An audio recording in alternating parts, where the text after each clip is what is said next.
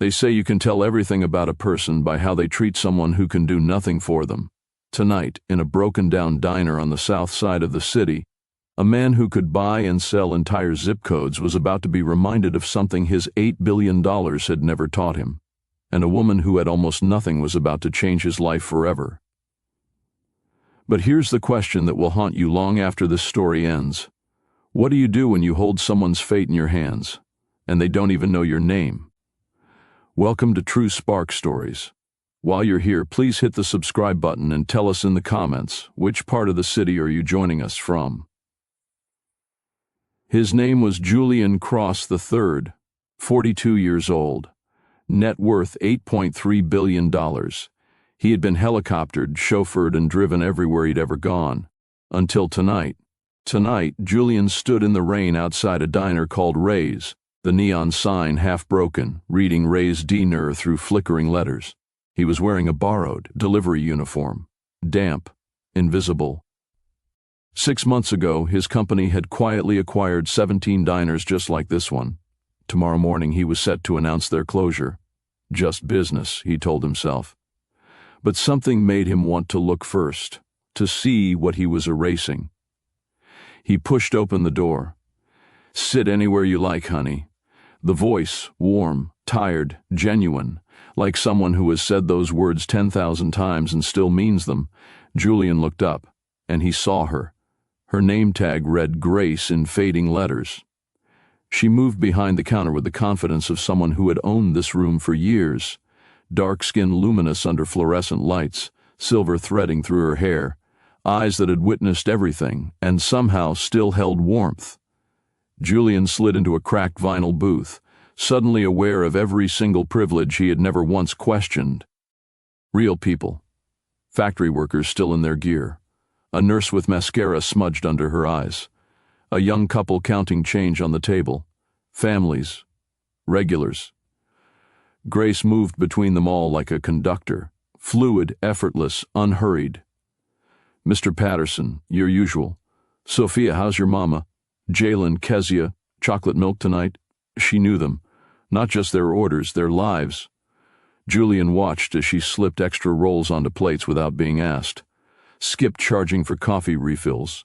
Brought crayons to children before their parents even thought to request them. This wasn't service.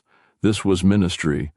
"First time here?" she asked, setting down a mug without him ordering one.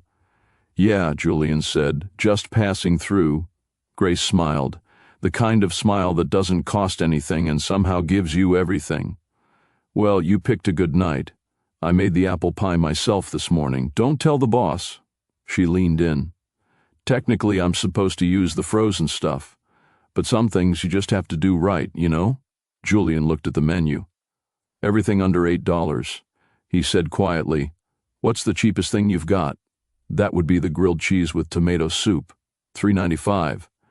But honey, between you and me, if you're counting pennies tonight, the vegetable soup is $2.95, and I'll make sure your bowl is overflowing."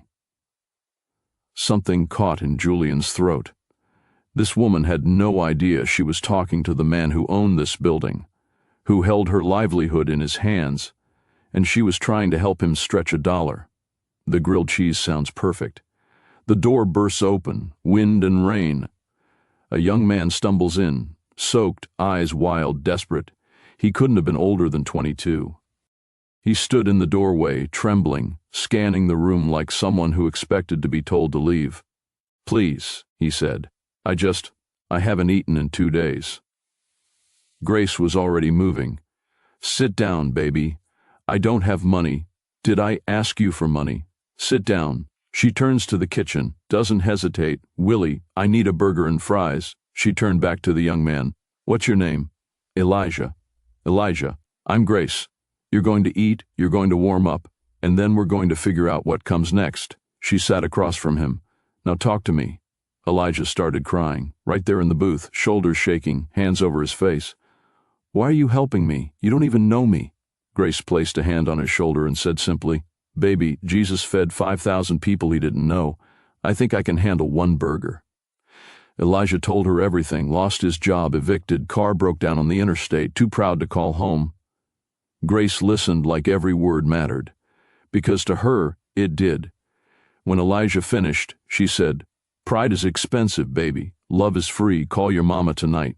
Then she turned to the kitchen manager. "Willie, you still need a dishwasher?" Willie nodded slowly. "Meet your new guy, Elijah. Show up tomorrow at 2 o'clock. Willie's going to give you a shot. $10 an hour," Willie said. "You eat free on shift, but I need reliability." "I'll show up," Elijah whispered. "I swear." Why did she do it? She had nothing to gain, nothing at all. What would you have done in her place? Julian's grilled cheese had arrived. Golden, perfect. The soup rich and homemade. Better than anything served at the Meridian, his flagship restaurant with its Michelin stars and marble counters. "How is it?" she asked. "Best grilled cheese I've ever had," Julian said. And he meant it. Grace laughed, like wind chimes. "Oh, honey, I've been making these for years. This place saved my life after my husband passed, gave me purpose, community, family." She paused. "You ever worry about the future?" "Every day," Julian said quietly. It was the most honest thing he'd said in years. "Me too," Grace said. "But I just keep showing up, and I trust that something bigger sees us." People need places like this, where you're not a transaction, you're a person. Julian sets down his fork. "Your daughter, she still around?" he asked. Grace's face lit up the way only a mother's can. "Amara's in nursing school, working nights, studying days, exhausting herself. I'm putting every spare penny toward her tuition.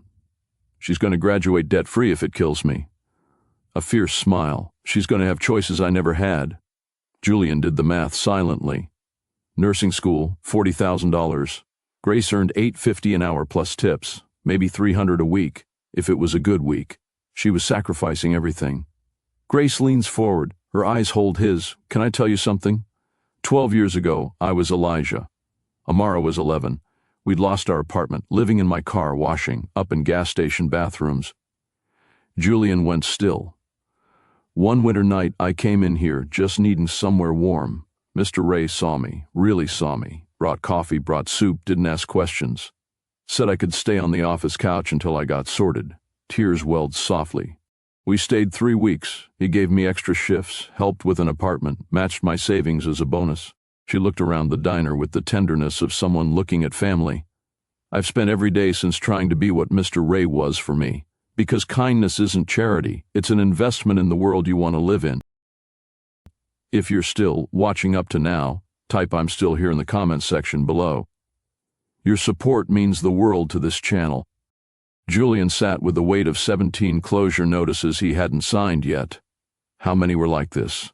How many Graces, how many Lighthouses had he erased without ever looking? "Can I ask you something?" he said. "If you could change anything about this place, what would it be?" Grace paused, cloth in hand. Better equipment, higher pay for the cooks, health insurance. But most of all, she looked out the window at the rain. "I'd want to make sure this place stays. There's talk the new owners might sell, turn this into condos." She shook her head slowly. "But this diner is a lighthouse, honey. People come here when they're lost, not just hungry for food, but hungry for connection. You take that away." She trailed off. "What happens to all the people nobody else sees?" Julian felt the floor shift beneath him. "What if there was a way to keep it?" he said carefully. "To invest in it." Grace smiled. A sad, beautiful smile. "That's a lovely dream, sweetheart. But billionaires don't invest in $3.95 grilled cheese." She handed him his check. $4.23. Julian pulled out a 20. "Keep the change." "Honey, that's too much. It's not nearly enough." He walked out into the rain, and for the first time in 42 years, Julian Cross was ashamed of his empire.